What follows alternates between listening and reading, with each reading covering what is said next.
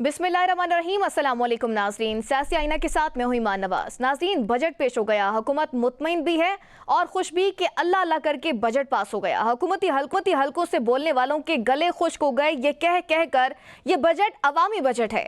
मगर दूसरी जानिब तमाम माहिर माशियात और अपोजिशन इस बजट से नाखुश है।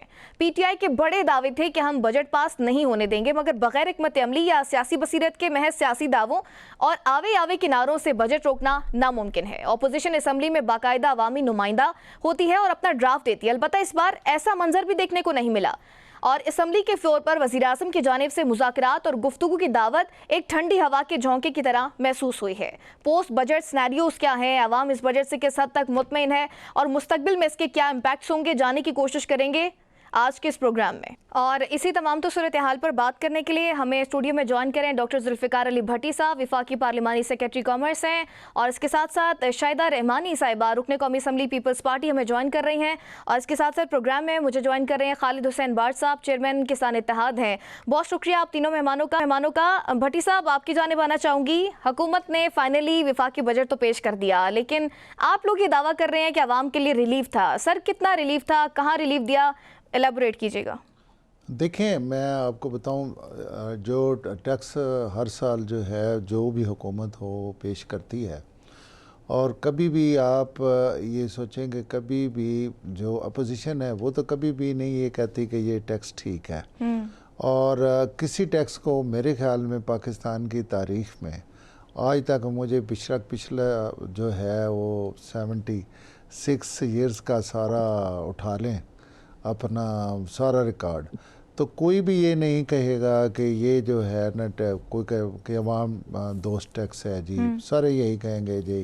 पहला सेंटेंस ही ऐसा आता है कि जी ये पहले अभी बल्कि आपका जो बजट है ना वो बन रहा होता है, और बजट से पहले ही ये कहा जाता है कि ये जो है ये अवाम दोस्त नहीं है, ये अवाम दुश्मन है। पहली बात तो ये है। दूसरी बात यह है कि देखें, यहाँ पे कोई नया टैक्स नहीं लगाया गया।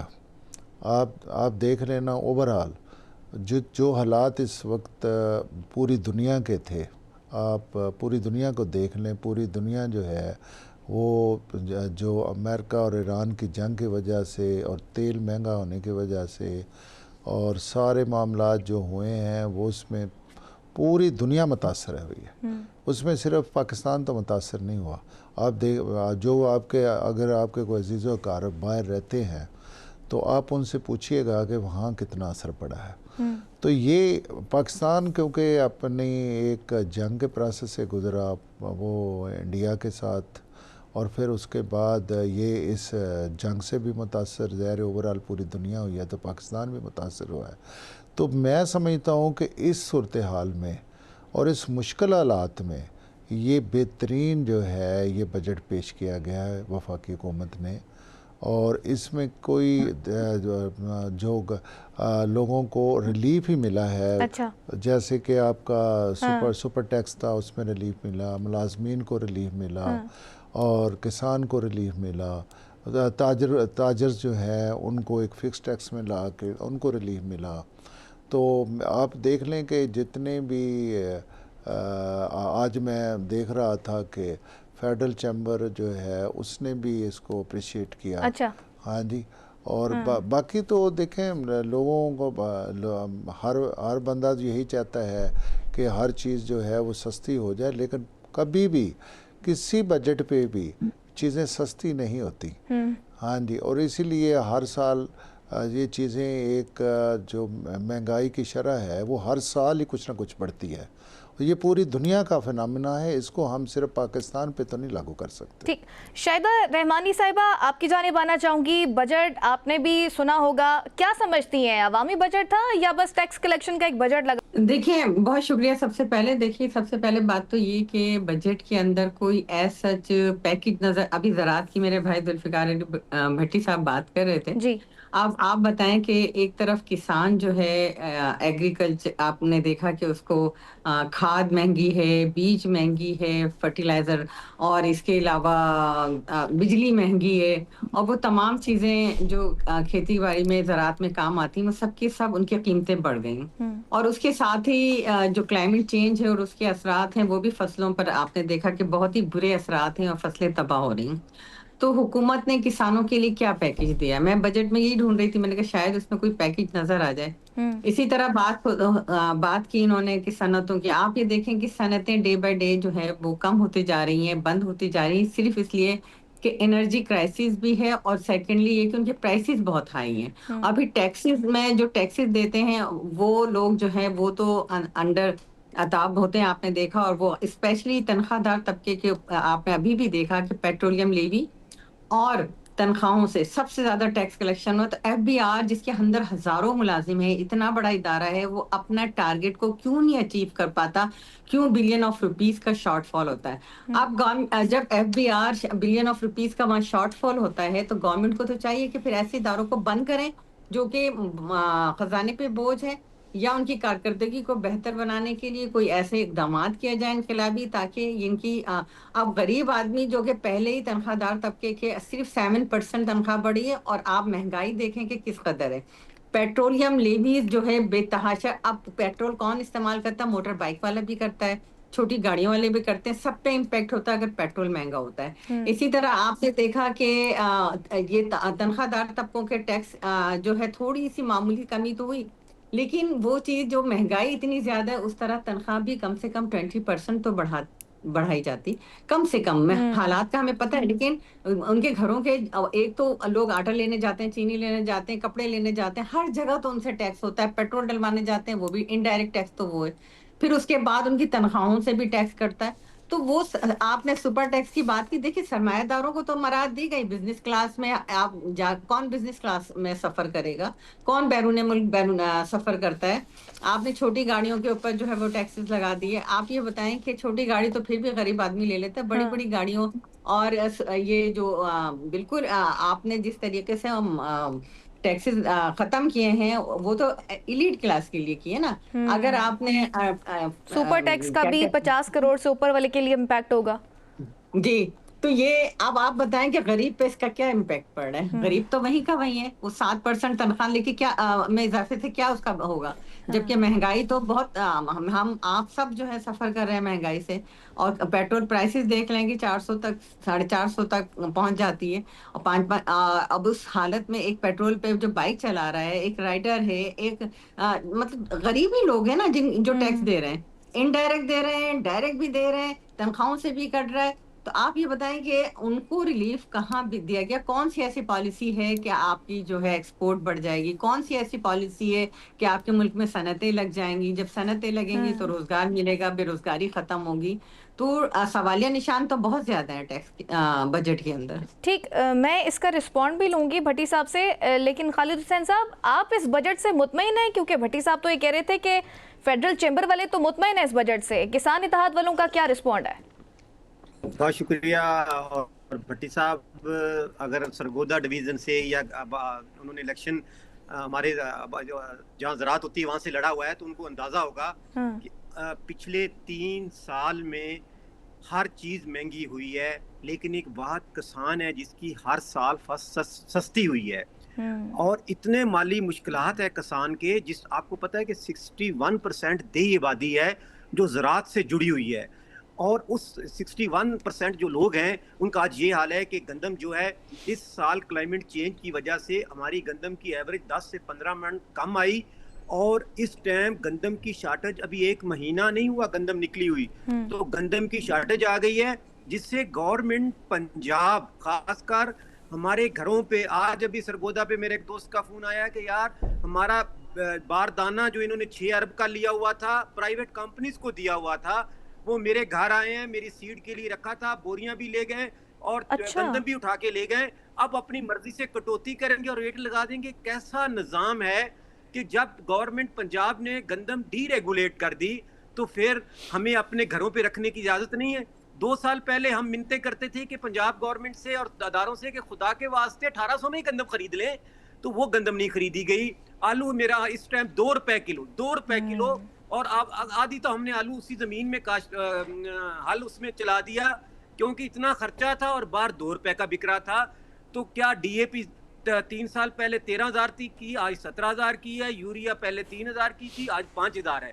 लेकिन कॉटन मेरी 4 साल पहले 9,000 थी, आज कॉटन 6,000 है। और कॉटन का हम $3 अरब की कॉटन बाहर से मंगवा रहे हैं। एक दौर वो होता था कि 1,60,000 गांठ हम पैदा करते थे और इस टाइम सिर्फ 60,000 गांठ पैदा कर रहे हैं।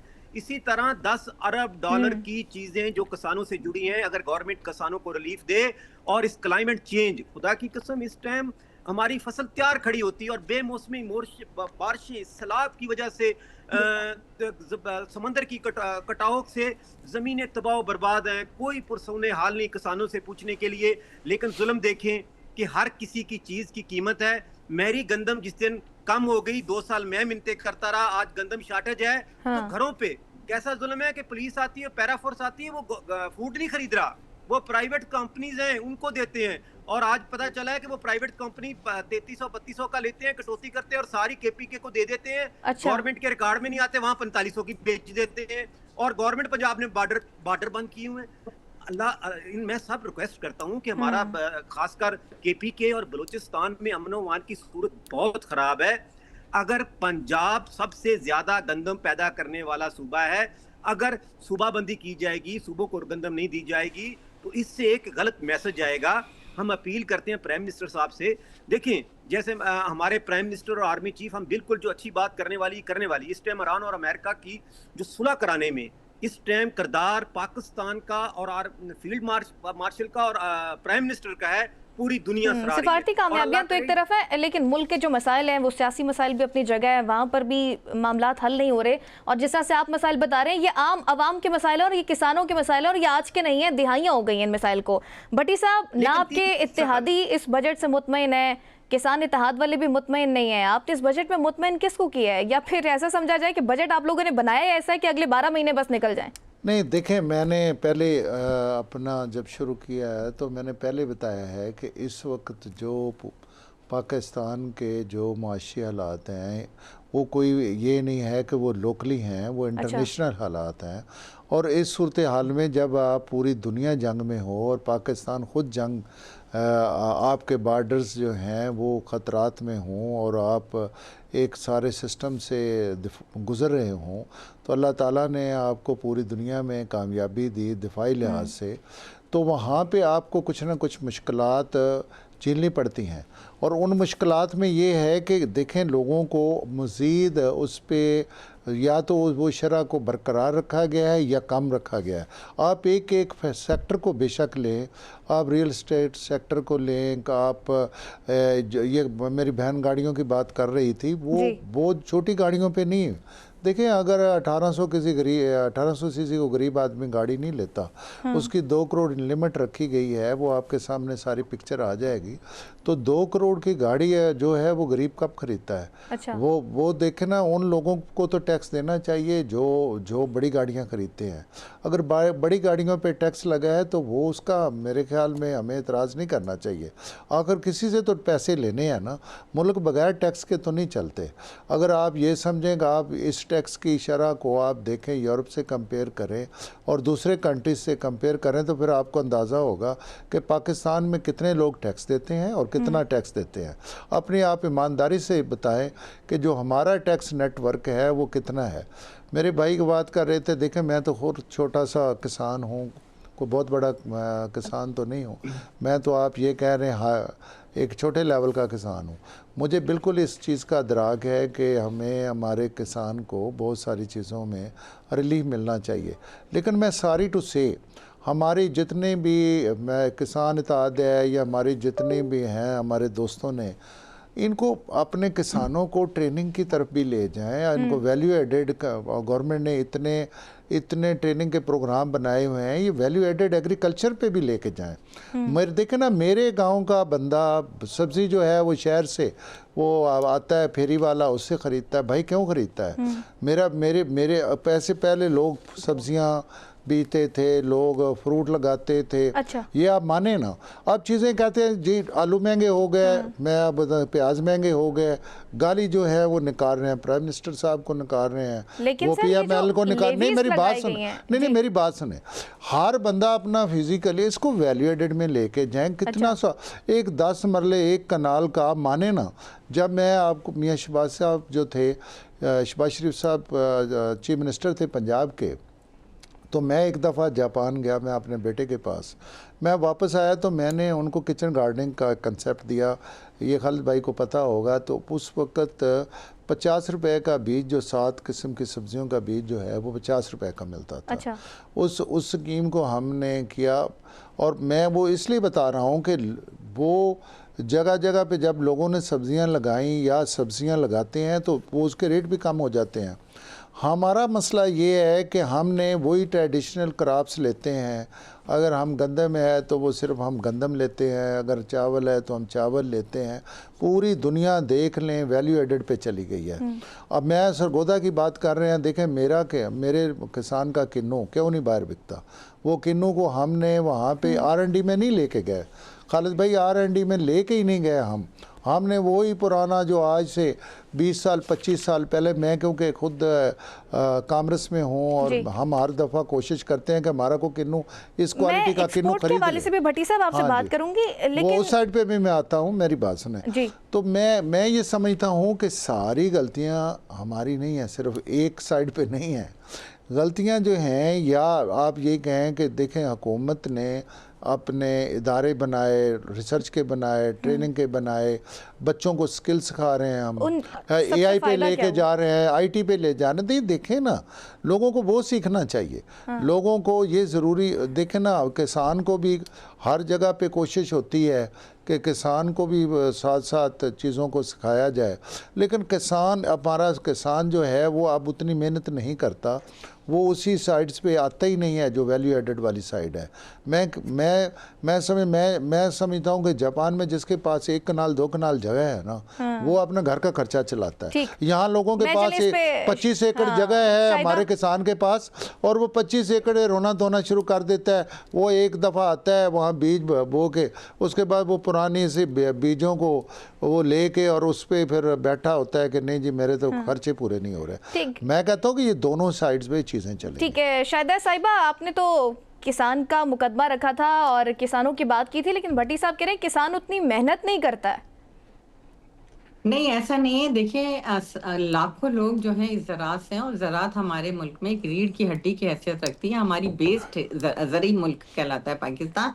और आप इनसे पूछें, अभी ये वैल्यू एडिशन की बात कर रहे थे, आप इनसे पूछें कि इस बजट के अंदर कितनी ज़रूरी तहकीक के इदारों के लिए पैसे रखे गए हैं, कितने वैल्यू एडिशन आपाशी या जदीद टेक्नोलॉजी के लिए रखे गए हैं, कितने आप उसके अंदर तो आपको कुछ नजर ही नहीं आ रहा है ना। यही तो मैंने पूछा है कि ज़राअत के लिए आप क्या पैकेज लाएं, क्या लाएं। किसान जो सफर ये कर मेरी रहे हैं, बहन 18th अमेंडमेंट के बाद आप एग्रीकल्चर तो ले गए प्रोविंसेस पे और गाली सूबों को निकालते हैं आप।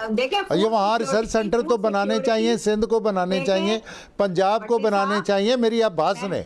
अब मुझे यही सबसे अफसोस है कि एक फेडरल पे आप सारी चीज़ें जो हैं वो डाल देते हैं। नहीं। हाँ जी, आप देखें agriculture after 18th amendment, agriculture किसका सब्जेक्ट है, लाइफ स्टॉक किसका सब्जेक्ट है, ये मुझे बताएं। एजुकेशन किसका सब्जेक्ट है, ये मुझे बताएं। हेल्थ किसका सब्जेक्ट है।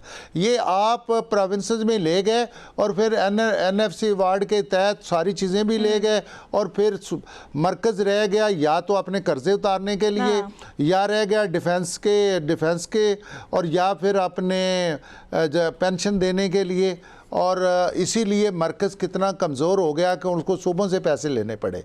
मैं कहता हूँ हर बंदे हर को अपनी अपनी जिम्मेदारी मुकम्मल करनी चाहिए। जी शाहिदा साहिबा कंप्लीट कीजिएगा। नहीं, मैं क्या कंप्लीट करूंगी, आप भट्टी साहब से 101 नहीं आप कंप्लीट कीजिएगा। वो देखिए, वो उन्होंने बात की, हम जब भी किसी हुकूमती रहनुमा से बात करते हैं ना, वो हमेशा NFC की बात करते हैं कि 80% तो हम सूबों को दे देते हैं, 20% में विफाक क्या ही कर लेगा। ये तो हमेशा से इनकी दलील रही है, लेकिन इस पे मैं आपका रिस्पॉन्ड चाह रही हूँ। इन्होंने अगर अपने पास फूड सिक्योरिटी रखी और बजट में उसके लिए नाम भी ले रहे हैं कि हम किसानों के लिए करें, तो मैं तो उस पर बात कर रही हूँ। मैं कोई सूबों के ऊपर नहीं, सूबाई हुकूमतें अपना अपना काम कर रही हैं। और यहाँ सूबाई हुकूमतें, जिस तरह अभी किसान इत्तेहाद ने बताया कि क्या हो रहा है सूबों में, तो ये भी तो आप देखें ना कि अगर उसकी बात भी मैं करता हूँ, आप कर लें और बात। फिर सूबों से भी तो आप पैसे लेके चले जा रहे हैं। अगर आप अपना एफबीआर का टारगेट, एफबीआर अपना टारगेट को मीट नहीं कर पा रही हो, बिलियन ऑफ रुपीस का शॉर्टफॉल है, तो ये सूबे इसके जिम्मेदार हैं। सूबे इनसे कह रहे हैं कि एफबीआर में हजारों लोगों को मुलाजिम रखें और वो जो है जो टैक्स देने वाले हैं उनसे टैक्स ना लें और उनके बंदे जाके रिश्वत लें। आपने कौन सा ऐसा सिस्टम बनाया है कि लोग जो है ज्यादा टैक्स दें? टैक्स कौन दे रहा है? वही तनख्वाहदार तबका दे रहा है। टैक्स कौन दे रहा है? आप टैक्स कहां से ले रहे हैं? पेट्रोलियम लेवी, एक पेट्रोलियम लेवी जो है for the big time I थी, आपने उसको जो है जरिया बना लिया कि अपने शॉर्टफॉल को पूरा करने के लिए। ये आपकी कामियाबी है। आप बताएं आपका कौन सा विजन है, agree कौन with से Levy point. कारखाने लगा रहे हैं, कौन से मुझे भी देना एग्रीकल्चर के लिए आप कौन सा एग्रीकल्चर के लिए प्रोजेक्ट लेकर आए? ठीक, खालिद साहब आप कुछ ऐड करना चाह रहे हैं? वैसे तो आप पे ये आ गया है कि किसान मेहनत नहीं करता। हाँ, भट्टी साहब की मर्जी है कि किसान नहीं मेहनत करता। नहीं, मैं मेहनत की बात नहीं कर, मैं स्किल की बात कर रहा हूँ। मैं वैल्यू एडिशन स्किल सीखने चाहिए, वो कह रहे हैं आईटी वगैरह में कोर्सेज आप लोग सीखें, इतने रिसर्च सेंटर्स। मेहनत अगर आप एक किसान को कसी दे के दें, वो सारा दिन ऐसे मारता रहे, उसको क्या फायदा? उसको कुछ फायदा नहीं होगा। क्या ख्याल है? साहब आप मुझे ये बताएं, भट्टी साहब मुझे ये बताएं कि सीड फेडरल का है या सूबाई गवर्नमेंट ने सीड देना है? वो फेडरल क्या इशू है?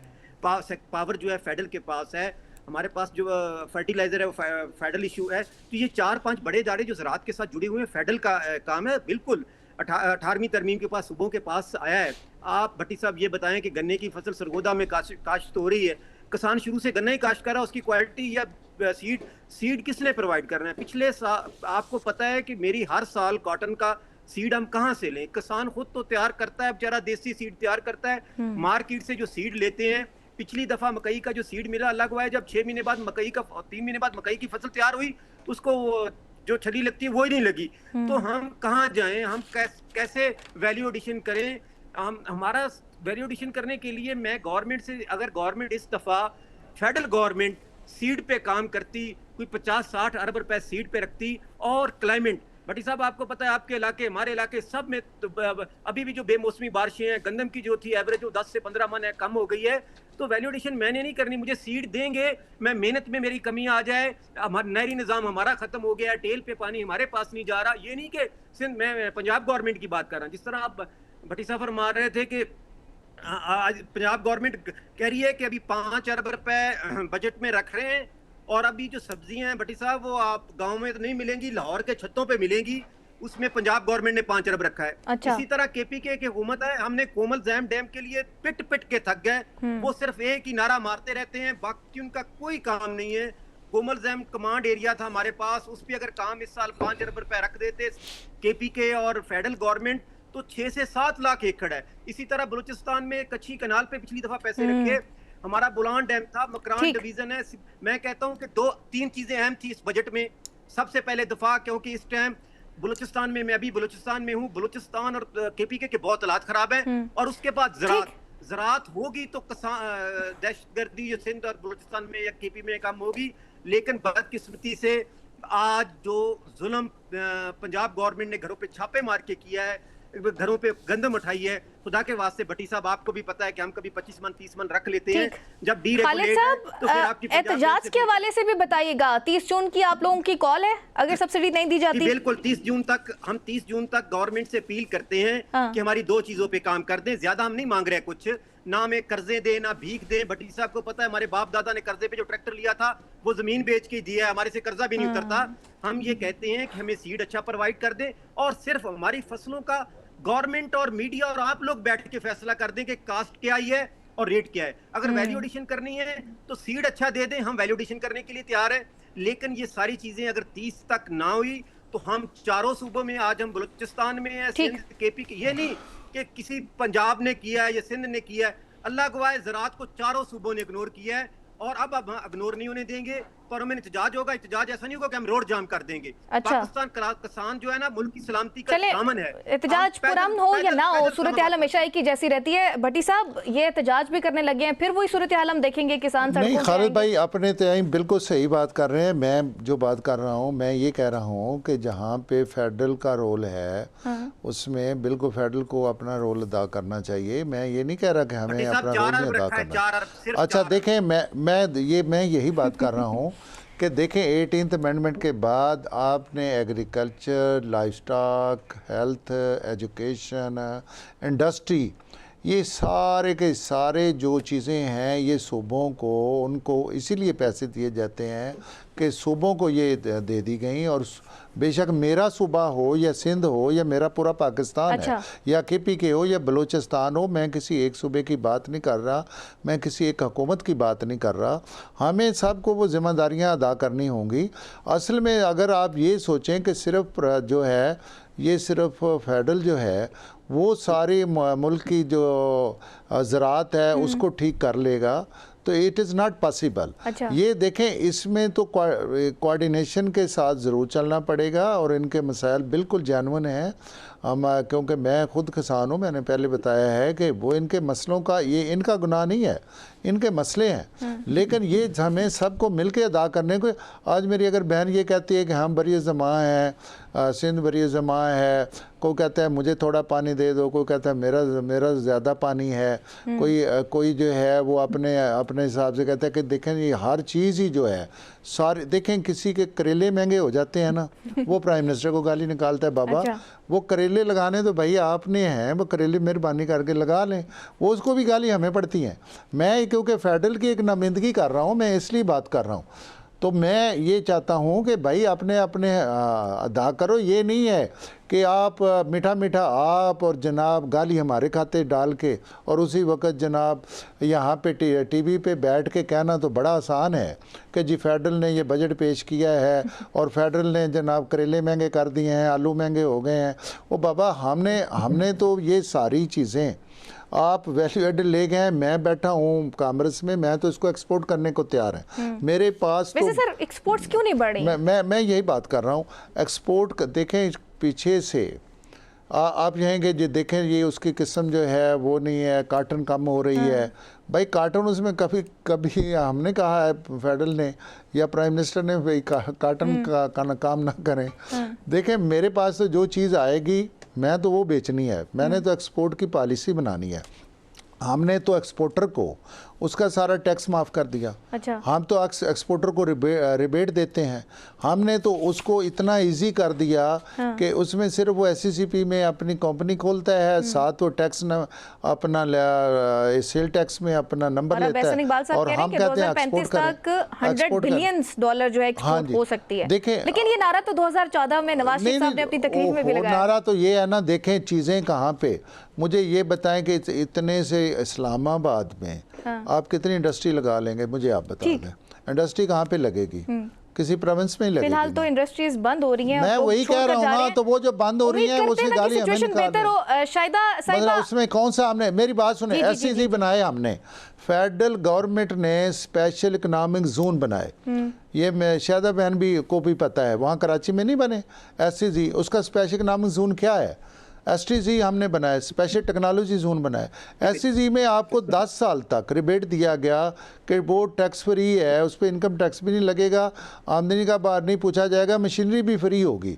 अब ये सारी सहूलतें देने के बाद भी अगर सूबे अपने इंडस्ट्री को नहीं फ़रोग देते, या हमने तो पॉलिसी बनानी, हमने तो पॉलिसी देनी है। अगर हमारी पॉलिसी किसी जगह पे गलत है, आप हमें बताएं। देखें अगर आप कोई बीज मंगाना चाहे, मेरी बात सुने, अगर आप ये कहते हैं सीड जो है वो मंगाना है और कहाँ से मंगाना है, आप मुझे बताएं। मैं इंपोर्ट एक्सपोर्ट में बैठा हूँ, मैं रिक्वेस्ट करूंगा वहाँ पे। बस खालिद साहब, अब आपने भट्टी साहब को रिक्वेस्ट करनी है, ये आपको एंटरटेन अच्छे से करेंगे। नहीं मैं रिक्वेस्ट नहीं, मैं खुद ले आऊंगा। आप मुझे व्हाट्सएप कर दें, मैं जनाब आपकी एप्लीकेशन को अपना रिसीव करूंगा। भट्टी साहब मेरा आखिरी, क्योंकि हमारी लाइट चली जाएगी, 3 मिनट रह गए। तो भट्टी साहब आपको भी पता है कि सीट कौन सा चाहिए और सीट बड़ी बड़ी देखिए मुझे चाहिए नहीं जो कि आपके चले आप वो कह रहे हैं कि आप बकायदा आप दिखाएं जो आपकी उनको डिमांड है, inform मुझे करेंगे, वो बताएं करेंगे। आप। शाहिदा आपकी जो साहिबा, डिमांड है, आप मैं मुझे आपकी बताएं। जानिब आना चाहूंगी, आप भट्टी साहब की बातों को किस तरह से रिस्पॉन्ड करेंगी? वो कह रहे हैं सूबों की भी जिम्मेदारी है, सब कुछ विफाक पर नहीं डाला जा सकता। मैं कहता हूं कि 100% सूबों की जी जी, बिल्कुल शाहिदा है। साहिबा का पॉइंट लेकर मैं खालिद साहब आपकी तरफ आ रही हूँ। जी शाहिदा साहिबा, मेरी लाइट चली जाएगी, मेरा आखिरी मिनट है। पहले इनसे ले लें, मैं इनकी आपसे जी, लाइन जी, बात जी। कर लूं। तो भट्टी साहब, पड़ोसी मुल्क जो है हमारा, खासकर हमारा दुश्मन मुल्क, उसका नाम भी नहीं मैं लेना चाहता, इंडिया, उसकी जो आप देखिए उन्होंने किसानों को किस तरह किया हुआ है। उनके पास डीएपी 1300 है, हमारे पास 4000 है। उनका डीजल का रेट और बिजली के रेट में फर्क देखें। हम ये चाहते हैं कि हम आपके साथ मिलके काम करना चाहते हैं। हम इस मुल्क की सलामती के जामन है। फूड और सिक्योरिटी में किसान का अहम किरदार है। आपके सामने पंजाब गवर्नमेंट में 2 साल गंदम का क्या हाल किया। आज गंदम कम काश्त हुई है तो उस पर छापे मारे जा रहे हैं। तो ये मैं किसान क्या कर सकता हूँ? मैंने तो 2 वो साल सिर्फ स्टॉकिस्ट को है गंदम भाई, पैदा की। वो सिर्फ स्टॉकिस्ट को है, आम बंदे को नहीं है। नहीं स्टॉकिस्ट को अल्लाह जो घरेलू, जो अपना घरेलू रखता है गंदम, उसके लिए नहीं घर है। पे छापा मारा सर, आड़ती हर घर पे छापा। कल परसों फकीर वाली में मारा। और वो एक आप भी नोटिस ले लें, सीएम को पंजाए कि ये यकीन जाने मेरे पास रोजाना 10 केस आते हैं, मैं उनको एक्सप्लोर करता हूँ। मैं भी पॉलिटिकल हूँ, उसमें उनमें मेजॉरिटी स्टॉकिस्ट होते हैं, कोई एक आधा जनरल केस। नहीं सर, अल्लाह को। और गंदम वो जो है ना, फूड नहीं ले रहा, वो गंदम केपी को स्मगल की जा रही है, 4500 की 4300 की बेची जा रही है। इस पे आप नोटिस लें। और खुदा के वास्ते, जब आपने डीरेगुलेट कर दिया है तो फिर घरों पे छापे ये मारना, ये इंसाफ नहीं है भट्टी साहब। थैंक यू जी, अल्लाह हाफिज। ठीक जी, शाहिदा साहिबा रिस्पॉन्ड कीजिएगा भट्टी साहब की बात का। वो कह रहे हैं कि सिर्फ विफाक पे जिम्मेदारी नहीं डाल सकती, सूबों की भी कुछ जिम्मेदारी है, सब चीजें आप जो है विफाक पर नहीं डाल सकते। देखें जी, सूबों को अगर टैक्स कलेक्शन करने को दिया तो सूबे कर रहे हैं, सूबे अपने काम कर रहे हैं। सूबों को 18th अमेंडमेंट के बाद जो इख्तियारात हैं वो अपने काम कर रहे हैं। लेकिन जो विफाक के पास इदारे हैं, आप पूछ लेना इनसे आईपीपीस की क्या करदगी है, क्या कर देगी है, बिजली गैस सब सूबों विफाक के पास है। एफबीआर टैक्स कलेक्शन किसके पास है? विफाक के पास है। पोर्ट किसके पास है? एयरपोर्ट किसके पास है? ये सारी चीजें तो विफाक के पास है। अब विफाक ने एनर्जी के अंदर कौन से इनकलाबी इक़दाम कर लिया, आप इनसे पूछिए कि किस तरह गैस बिजली जो जितनी महंगी हुई है इससे पहले कभी हुई थी। और वो हर गरीब आदमी, किसान से लेके सनतकार, अगर सनतें बंद हो रही तो उसकी बुनियादी वजह टैक्सेस की भरमार और इलेक्ट्रिसिटी प्राइसेस जो इतने ज्यादा हैं, इसकी वजह से लोग यहाँ से निकल के बांग्लादेश और दूसरों मुल्कों में जा रहे हैं। आप बताएं कि आपके पास जो विफाक के पास इदारे हैं, क्या एफबीआर इतने अरसे से आप बताएं कि कितना बिलियन ऑफ रुपीस का शॉर्टफॉल है, क्यों है? आप अपना टैक्स क्यों नहीं कलेक्ट कर पा रहे? आप हर साल टारगेट रखते हैं कि उसको अपने अहदाफ को क्यों नहीं पूरा कर पाते? आप विफाक के अंदर तो जो अहदाफ हैं आप उसी को नहीं कर पा रहे। आपके पास बेतहाशा, आप देखें कि एफबीआर के अंदर लाखों मुलाजमीन काम कर रहे हैं। आप उनका बताएं कि वो रिजल्ट क्यों नहीं दे पा रहे? उनकी करोड़ों में, बिलियन ऑफ रुपीस में सैलरीज जा रही हैं, कितना एफबीआर को जा रहा है? क्या वो अपना हदफ पूरा कर पा रहा है? अगर नहीं कर पा रहा तो उसका बोझ क्यों गरीब आवाम पे जा रहा है? ये आप इसको कैसे आवाम दोस्त बजट कह सकते हैं कि जिसका फायदा जो है वो अशराफिया को जाए और गरीब का जो है, गरीब की बोझ पे उसका बर्डन हो, गरीब की जेब पर उसका बर्डन हो? ऐसा नहीं होता। इसको, यही चीज को खत्म करना है कि आप बजट में ऐसे इस्लाही इक़दाम करें कि ये चीजें जो है ये खत्म हो। ठीक, भट्टी साहब मैं पहले अर्ज करूंगा, एफबीआर के हवाले से बात करी थी कल जब मैंने बजट को देखा, उसमें वो जो सेल्स टैक्स है आपका, थर्ड स्केड्यूल का जो दायरा कार है वो भी वसी कर दिया गया है। और सेकेंडली जो आप लोगों ने national faceless centre and assessment centre पर तवज्जो दिया, औरंगजेब साहब ने कल गुफ्तगू भी उनकी स्पीच में मैंने सुनी थी। इससे भी तो फायदा होगा ना? मैं थोड़ी सी वजाहत कर दूं। मैं मेरी बात, जहाँ पे ये गलती समझें वो इसको अमेंड करें और हम उसको एक्सेप्ट करने को तैयार हैं। हमारी दोनों कमेटी, हम पार्टियों की लेजिस्लेशन कमेटियाँ बनी हुई हैं और अगर ये समझते हैं कि अभी टैक्स में अभी जो बिल पास होगा उसमें भी ये भी वोट करेंगे, ये जहाँ पे समझते हैं कि यहाँ पे मुल्क का फ़ायदा है, यहाँ पे टैक्स रिलीफ आवाम को देना चाहिए, वो बिल्कुल अपनी खुल के बात करें। इनके वोट के बगैर तो हम बजट पास ही नहीं कर सकते। नंबर 1। नंबर 2 बात हो रही थी बिजली की। सबसे ज़्यादा जो बिजली चोरी होती है वो माशाल्लाह अंदरूनी सिंध चोरी होती है। आप उसका देख लें कि वहाँ पे लाइसेंस में नहीं मेरी आप देखें मैडम मेरी बात तो सुन लेना। अब आप तसल्ली से सुने ना, आप तसल्ली से सुन लेना, नाराज नहीं होना, तसल्ली से सुने। वो तो मेरी बात सुने, ये डाटा आप ले ले, आप डाटा मेरी बात बड़ी करप्शन है। आप मेरी बात सुने। देखिए जितना भी बिजली का लाइसेंस वगैरह है, हम तो बिल जो है देखें, मैं पंजाब सिंध के किसी रोले में नहीं पढ़ना चाह रहा, लेकिन चूंकि उन्होंने सिंध की बात की है, लेकिन इसलिए मुझे रिस्पॉन्ड करना पड़ा। देखें यहाँ पे सिवाय पंजाब के आप देख लें कि कहाँ कहाँ पे अपनी ईमानदारी से बताएं, कुंडे लगे हुए हैं, मुफ्त में बिजलियाँ जल रही हैं और सारे लोग मौजें कर रहे हैं और वफाक को गाली निकाल रहे हैं। अगली बात सुने जी। इसके बाद जनाब आ गया बिहार। यहाँ पे जनाब जो बंदा महीने का 1 करोड़ रुपया कमा रहा है ना दुकानदार, उस पर जनाब 25,000 रुपया आपका फिक्स टैक्स भी लगा देना, तो वो जनाब उसको अपने रजिस्ट्रेशन कराने को तैयार नहीं है। वो किसान कहता है भाई जी मैंने तो 1 रुपया नहीं देना। मुझे आप ये बताएं कि आपने इस मुल्क को चलाना कैसे है कि अगर आपने पैसे भी नहीं देने, आप एक घर में रह रहे हैं, आप घर में एक बड़ा भाई है, 4 छोटे भाई हैं, वो रह रहे हैं। अच्छा। आप छोटे भाई कहते हैं भाई जी मैंने तो आपको 1 रुपया नहीं देना, रोटी भी आपके ज़िम्मे। दूसरा कहता है मैं तो 1 रुपया नहीं देना, बिजली का बिल भी आपके ज़िम्मे। एक कहता है मैं तो नहीं देना, गाड़ी का पेट्रोल भी आपके ज़िम्मे है। तो एक भाई को मारने से वो मुझे ये बताएं कि वो घर चल सकता है? मैं कहता हूँ ये घर है, इस घर में सबको हिस्सा डालना चाहिए। यहाँ पे सिर्फ ये तकरीरें कर देना कि जी बजट जो है वो बड़ा अवाम दुश्मन है, भाई उसकी कोई तजवीज़ भी तो लाए ना। वो आप मुझे कोई उसका हल भी तो बताएं कि इसको इस तरीके से चलाएं तो ये मुल्क ठीक हो सकता है। ये जो देखें यहाँ पे हुकूमत में नहीं बैठे सारे, हाँ जी, ये सारे के सारे हुकूमत में, इनके पास हुकूमत नहीं है। ये सिर्फ ये समझते हैं कि बस ठीक है जी, सारी गालियाँ जो है वो फेडरल को निकालें, नून को निकालें, हमारे प्राइम मिनिस्टर को निकालें। मैं ये कहता हूँ कि खुदारा कोई पॉजिटिव सजेशन दें, कोई पॉजिटिव चीज़ें लेके आएँ, हम तो इसको एक्सेप्ट करने को तैयार हैं। इससे अलावा और क्या करें? हमारी हुकूमत ने तो पूरी दुनिया में पाकिस्तान का नाम बनाया। हमारा तो आज अल्लाह ताला के शुक्र से आज आप देखें, कभी भी पाकिस्तान इतना मजबूत हुआ था जितना पाकिस्तान मजबूत हुआ है। तो मेरी एक अर्ज़ है कि ये काम इकट्ठे करना पड़ेगा।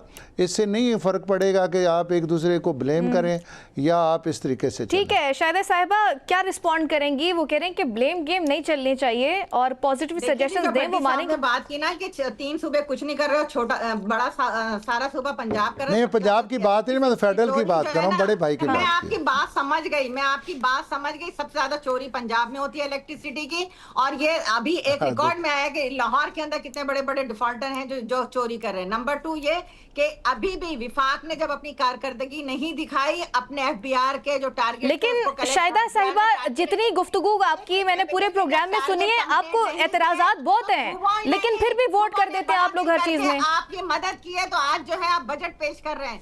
अच्छा, क्या आपके पास है क्या? आपकी कारकर्दगी क्या? ये सूबे हैं जो छोटे सूबे अपना पेट काट के आपको दे रहे हैं, तो आज जो है आपने बजट पेश किया। आप बात कर रहे हैं कि छोटे सूबे कुछ नहीं करते। हमें देखें, आप पंजाब की बात कर रहे हैं, हमारा 1450 डेवलपमेंट बजट था, हमने 750 काट के वफाक को दिया है और इन्होंने तो 705 किए। आप बड़े हैं तो आपका काम है कि बड़ा तो बड़े हैं तो फिर बड़े के कपड़े तो नहीं उतारने मेरी बहन। कपड़े बड़े को भी तो आप जिंदा रहने देना। नहरों का भर रहे हैं, सिंध में पानी नहीं दे रहे हैं, सिंध में खरीफ की फसलें तबाह हो रही हैं। ये बात कर रहे हैं कैसे? 10% ज्यादा है। अरसा ने आप रिपोर्ट दिया, आपका 10% सिंध का पानी ज्यादा है। 48% पानी, जिसके लिए ऐसे ना करें, किसी इदारे को तो माने ना। आप अरसा को भी नहीं मानते, करते हैं आप जैसे लोग, ऐसा ना करें। लेकिन शाहिदा साहिबा एतराज़ात पीपल्स पार्टी को रहे हैं। बिलावल भुट्टो ने भी एक सिंबॉलिक सा एहतजाज कल किया कि अवाम के खातिर जो है वो कह रहे थे कि बजट अवामी बजट नहीं है, फिर वो मान भी गए। हर चीज़ में फिर आप लोग वोट भी दे देते हैं और फिर एतराज़ात भी हैं। देखिए, मुल्क को जिन चैलेंजेस का सामना है, एक तरफ आप देख रहे हैं कि हमें अफगानिस्तान हमारा दुश्मन है, एक ठीक। तरफ भारत हमारा दुश्मन है, और चारों तरफ से हम पे जिस तरीके से एक प्रॉक्सी वार है, बलूचिस्तान के हालात, केपीके के हालात, हम सबके सामने सबसे पहले पाकिस्तान है तो हम हैं, और पाकिस्तान की सलामती के लिए, इस मुल्क में जमहूरियत के लिए बिल्कुल हमने PMLN का साथ दिया है, और हम अलायंस में हैं, और हम बैठते हैं, हमारी क़यादत बैठकर बातचीत करती है, लोगों अपने कौम आवाम के लिए, अपने आवाम के राइट्स के लिए बात करते हैं, तो फिर जाके होता है। लेकिन इस तरह के लोग आकर बैठते हैं और फिर ना कहते हैं जी छोटे सूबे चोर हैं, तो इसकी मैं शदीद मुजम्मत करती हूँ। ठीक, बहुत शुक्रिया तमाम मेहमानों का। नाज़रीन, इसी के साथ प्रोग्राम में छोटी सी ब्रेक शामिल करेंगे। ब्रेक के बाद दोबारा हाजिर होंगे। Stay with us.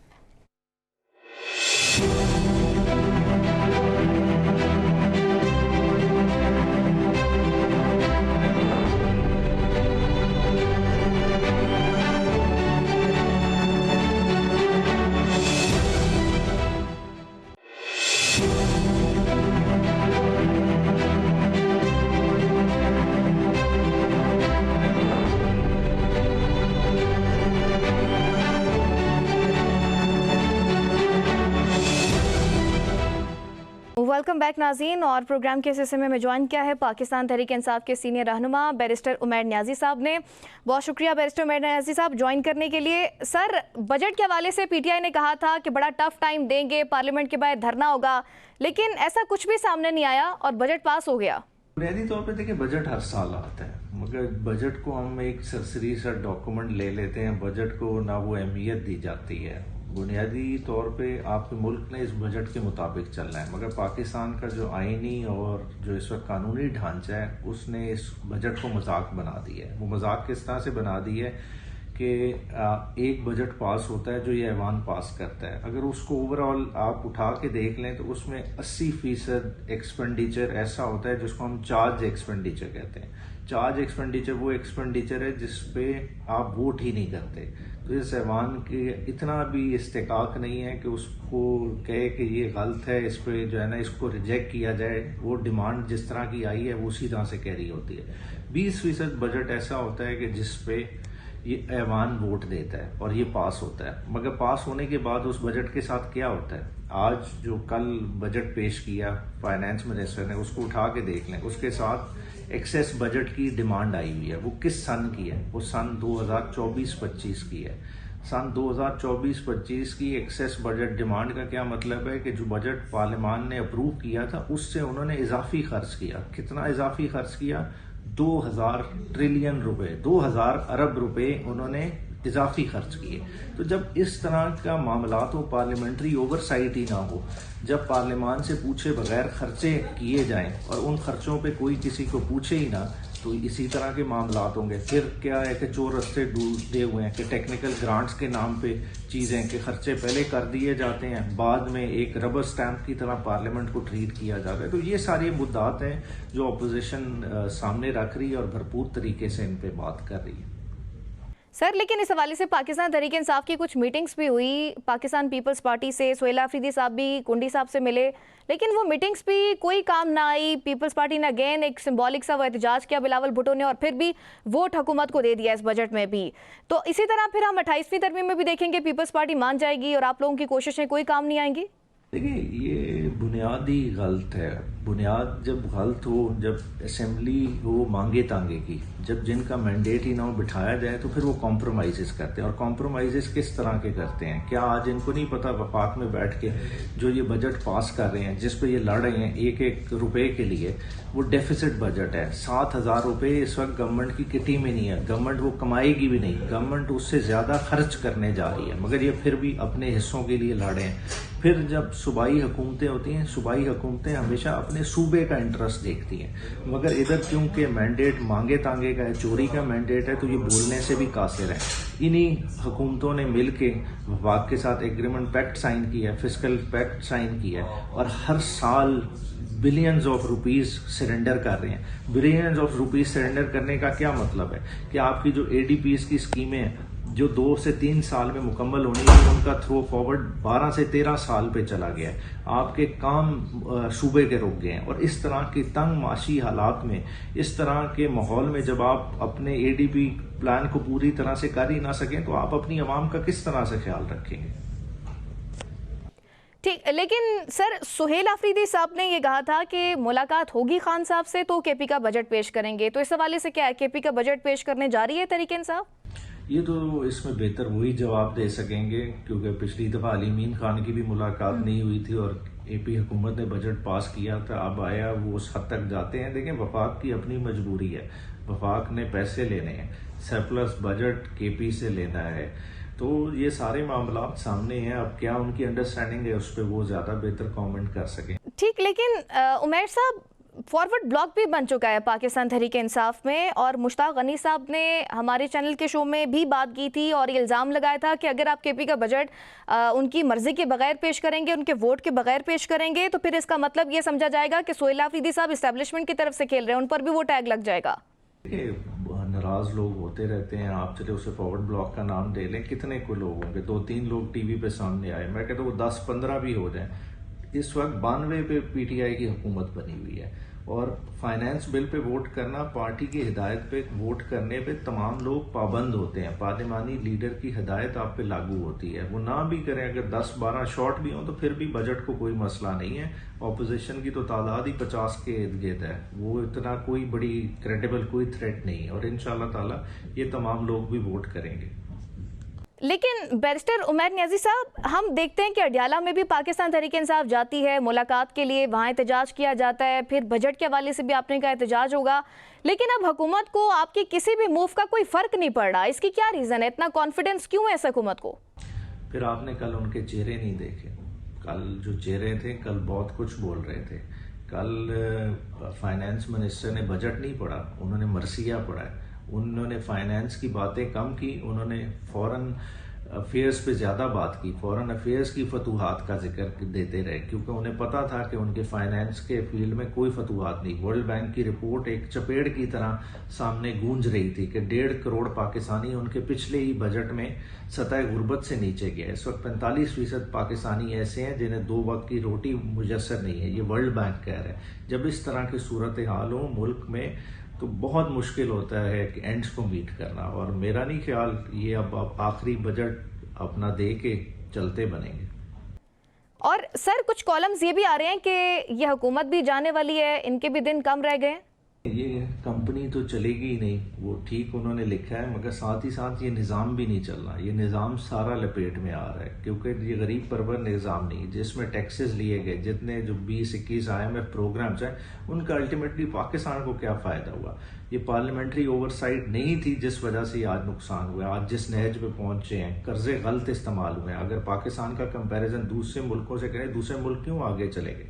किसी ने कर्जा लेके अपनी खुद नुमाई पे नहीं खर्च किया, किसी ने कर्जा लेके अपने पर्सन स्पेसिफिक प्रोजेक्ट्स नहीं किए। लोगों ने कर्जे लिए हैं तो अपनी पैदावारी सलाहियत को बढ़ाने के लिए किए हैं। पाकिस्तान में कितने कोई कर्जे लिए गए हैं जो इंडस्ट्री के लिए लगाए गए हों। हमारे यहाँ अब भी कर्जे हम ले रहे हैं, हम डेफिसिट फाइनेंसिंग कर रहे हैं अपना बजट बैलेंस करने के लिए, और ये तमाम शाह खर्चियों में खर्च हो जाएंगे। लेकिन सर सुहेल आफरीदी साहब जो बड़े वसूख से बात कहते हैं कि खान साहब बाहर होंगे, मामलात अच्छे होने वाले हैं, तो अवाम ये पूछती है कि ये वसूख उनके पास कहाँ से आ रहा है? देखिए, हर किसी की अपनी पॉलिटिकल रीडिंग होती है, हालात होते हैं। देखें, आज तक किसी भी साबका प्राइम मिनिस्टर ने इतनी लंबी जेल नहीं काटी जितनी इमरान खान ने काटी। 1100 के करीब दिन हो गए इमरान खान की जेल को, और ना ही इमरान खान के जज्बे में, ना ही इमरान खान की सोच में किसी तरह की कोई कमी आई है। इमरान खान अपने मौके पे खड़े हैं और अल्टीमेटली जाहिर बात है खान साहब ने ही आना है और चोरों ने भागना है। और फिर अचकजई साहब ने और असद कैसर साहब ने भी मेरे चैनल के शो में भी ये बात की थी कि अगर मामलात बिगड़े तो फिर असम्बलियां भी छोड़ देंगे, तो ऐसी कोई बात है? पाकिस्तान तहरीक इंसाफ असम्बलियां छोड़ने जा रही है?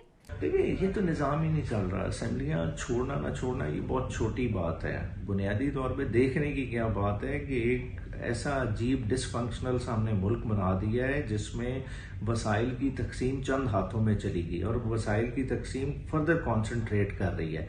चंद लोग यहाँ कमा रहे हैं, चंद कंपनियां बन रही है। एक बड़ी IMF है जो हमें रेगुलेट कर रही है और हमारे एक मुल्क के अंदर मिनी IMF है और हर बजट से पहले इस मिनी IMF का आपस में झगड़ा होता है जिसमें रिसोर्सेज का आपस में झगड़ते हैं और अपने अपने हिस्से लेके साइड पे हो जाते हैं। तो जब तक अवाम नई हिस्सा बनेगी ये सिस्टम कैसे चल सकता है? ठीक, बैरिस्टर साहब, मैं लास्ट में आज़ाद कश्मीर के हवाले से पूछना चाहूँगी। बड़ा अहम पॉइंट है जिस पर आपका पॉइंट या रिस्पॉन्ड आना बड़ा ज़रूरी है कि आज़ाद कश्मीर की जो भी सूरत हाल है उसको पाकिस्तान तहरीक इंसाफ से लिंक किया जा रहा है, ऐसा क्यों है? देखिए, जॉइंट एक्शन कमेटी किस दौर में बनी थी? जब PTI की हुकूमत थी। उसको बनाने वाले कौन थे? इस वक्त के मौजूदा वजीर आजम का क्या रोल था? आज ये अपने ही लगाए हुए पौधे हाथ से बाहर हो गए। और दूसरा एस्पेक्ट देखें, जब तहरीक इंसाफ की चलती हुई हुकूमत को आज़ाद कश्मीर से फारिग किया गया, 24 MLA थे, 23 MLA थे, 23 में से आपने जो है ना 19 तोड़ लिए, 4 पे महदूद कर दिया। जब अवाम लोगों के दरमियान से पॉलिटिकल फोर्सेस निकल जाए तो फिर यही नतीजा होता है। हजूम को कोई नहीं कंट्रोल कर सकता। इसीलिए सोचना चाहिए कि कभी भी रियासत को और अवाम को आमने सामने नहीं होने देना चाहिए और ये सबसे बड़ी बेवकूफ़ी इस मौजूदा दौर के हुक्मरानों ने की है।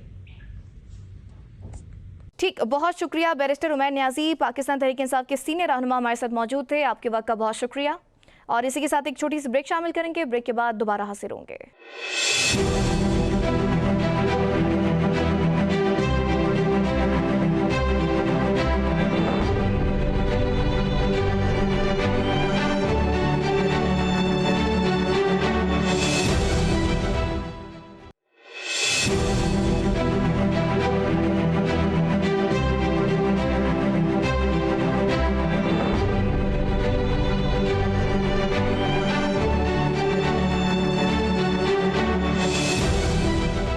वेलकम बैक नाजरीन, बहुत शुक्रिया मुजम्मिल साहब ज्वाइन करने के लिए।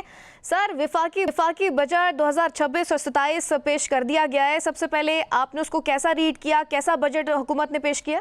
हुकूमत का बजट जो है जो हर साल जिस तरीके का बजट होता है उससे बिल्कुल मुख्तलिफ नहीं है। और उसकी वजह यह है कि अगर आप बजट जो है अक्सरियत के लिए बनाएं तो उस बजट में हम कहेंगे आवाम के लिए खुशखबरी है, और अगर आप जो है अक़लियत के लिए बनाएं तो वो जो है वो बजट फिर अशराफिया का बजट कहलाता है। तो ये जो बजट था वो अक़लियत के लिए ही था बजट। जैसे कि आपने देखा कि बिजनेस क्लास ट्रैवल में जो है टैक्स ख़त्म कर दिया गया। जैसा कि आपने देखा कि credit card transaction foreign purchases जो करते हैं उसमें कमी की गई। तनख्वाह में तो पाकिस्तान की 70% से ज़्यादा आबादी जो है महीने के 50,000 से कम कमाते हैं। उन पे तो पहले भी टैक्स नहीं था, उन पे महंगाई का टैक्स था जी। महंगाई एक टैक्स का नाम है। इकोनॉमिक्स की ज़बान में इन्फ्लेशन को टैक्स कहा जाता है। वो जो है उन पे जो महंगाई का टैक्स था वो उसी तरह कायम है, बल्कि हुकूमत खुद कह रही है कि 8.2% जो अगले साल महंगाई होगी। और जिनको टैक्स का रिलीफ दिया भी है उसमें एक बड़ी अच्छी मिसाल ये है कि 1 लाख रुपए, आपको पता है पाकिस्तान में वैसे तो नाकाफ़ी हैं, लेकिन जिसकी 1 लाख की आमदनी होती है उसको कहा जाता है इसकी अच्छी आमदनी है। तो वो पहले जो है इस साल अगर वो 1 लाख कमाता था तो पूरे साल में 30,000 टैक्स देता था।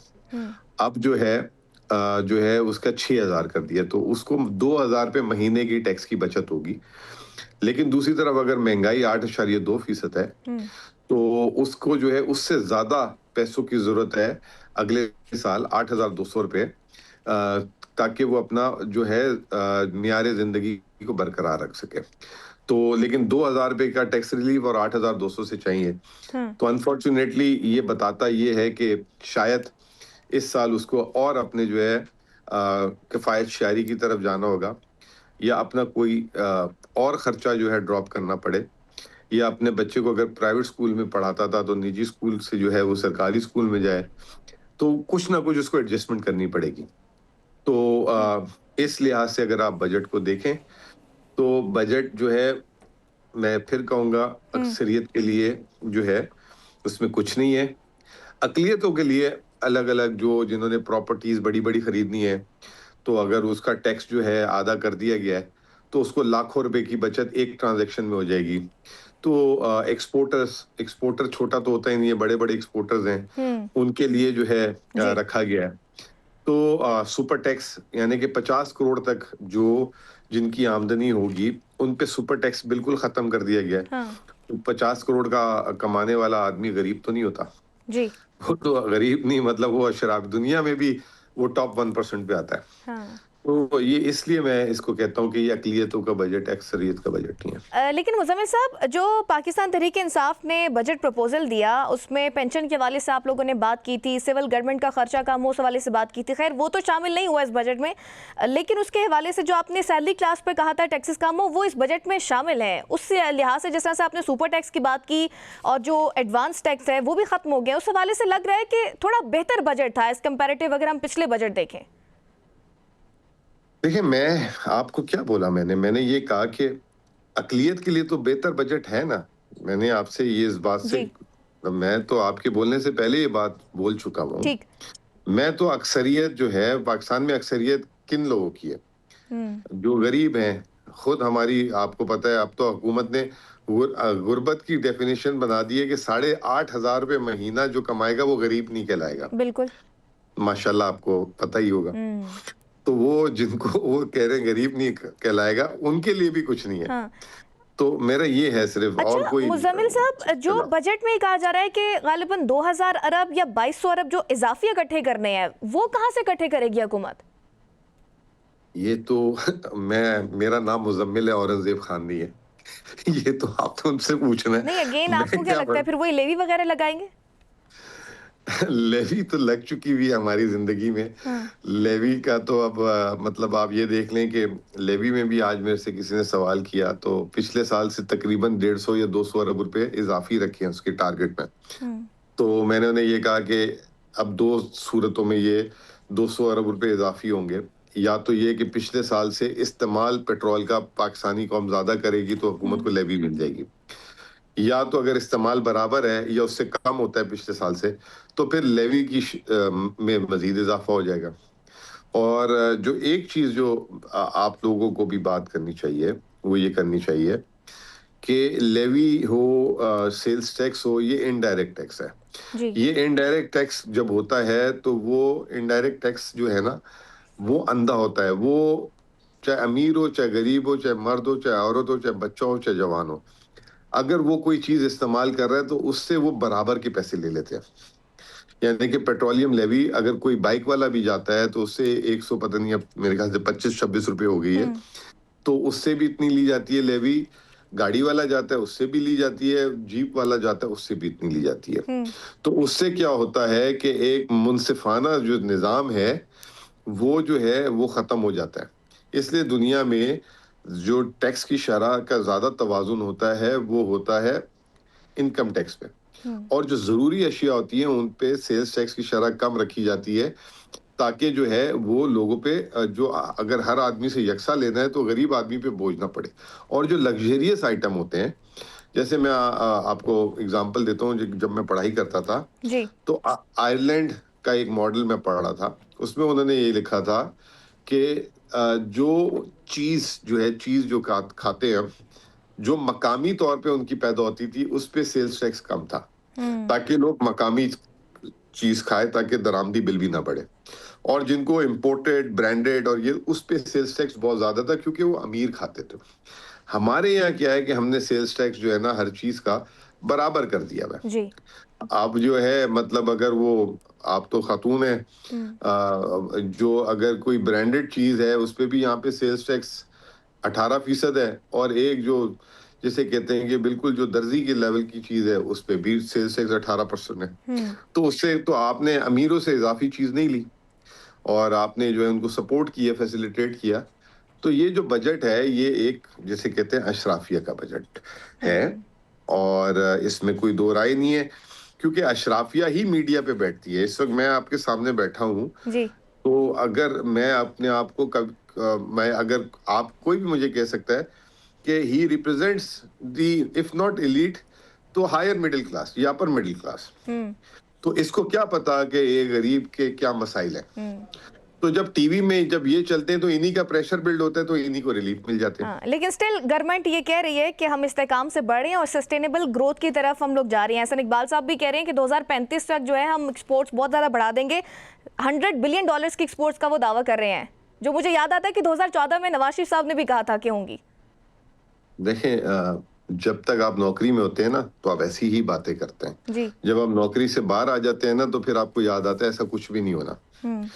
तो ये हमारे लिए भी एप्लीकेबल है। मैं क्यों आपसे बोलूं कि अगर मैं अभी जो है, पहले मैं भी स्पोक्स पर्सन था फाइनेंस मिनिस्ट्री का, तो मैं कभी भी बाय डिफॉल्ट ये नहीं कहूंगा, मनफी बात नहीं करूंगा, ठीक। होप क्रिएट करूंगा। लेकिन जब मैं ऑपोजिशन में आऊंगा तो मैं उस होप का जो है ना अल्ट्रासाउंड करके बताऊंगा कि ये गलत कह रहे हैं, ये पॉसिबल नहीं है। तो एहसन इकबाल साहब का बयान $100 अरब का उस दिन सुनिएगा जिस दिन, मैं ये नहीं कह रहा, मैं अल्लाह करे 100 बिलियन नहीं 100 से ज्यादा हो, हमारा हक ऐसे ये होनी चाहिए। लेकिन मैं ये कह रहा हूँ कि ये बयान अगर बाहर बैठा हुआ ऑपोजिशन का बंदा और ऑपोजिशन का ये कारोबारी दे तो उस दिन आप समझिएगा कि इसमें कोई मीट है। और अगर हुकूमती नुमाइंदा दे तो ये उनका पार्ट ऑफ द जॉब है। वो क्यों आपको बोलेंगे कि नहीं हो सकती। लेकिन इस बजट को देख के मुजम्मिल साहब, आपको लगता है कि पैदावारी सलाहियत बढ़ सकती है? कोई की मेयर्स लिए गए हैं गवर्नमेंट की तरफ से, मराद दी गई हैं इतनी कि हमारी एक्सपोर्ट्स बढ़ सके? देखें, हुकूमत ने जो है ना इस बजट के साथ अगले साल के हदफ भी दिए। अच्छा। और हदफ में अगले साल का जो एक्सपोर्ट का तखमीना रखा है $32.5 अरब रखा है जी। ये तो 2022 में इतनी थी। अच्छा। तो वो अगर जबानी कलामी कह रहे हैं $100 अरब हो जाएगी तो फिर इस बजट में $32.5 अरब क्यों रखा आपने? ये मसला है। ठीक। अच्छा मुजम्मिल साहब, केपी के बजट के वाले से बताएगा कि सरप्लस बजट होगा या फिर बैलेंस बजट होगा? कुछ खबरें आ रही हैं कि बैलेंस बजट पेश करने जा रहे हैं। जी, बैलेंस से डेफिसिट होगा बजट। सर इसको डिफाइन कीजिएगा समझाने के लिए।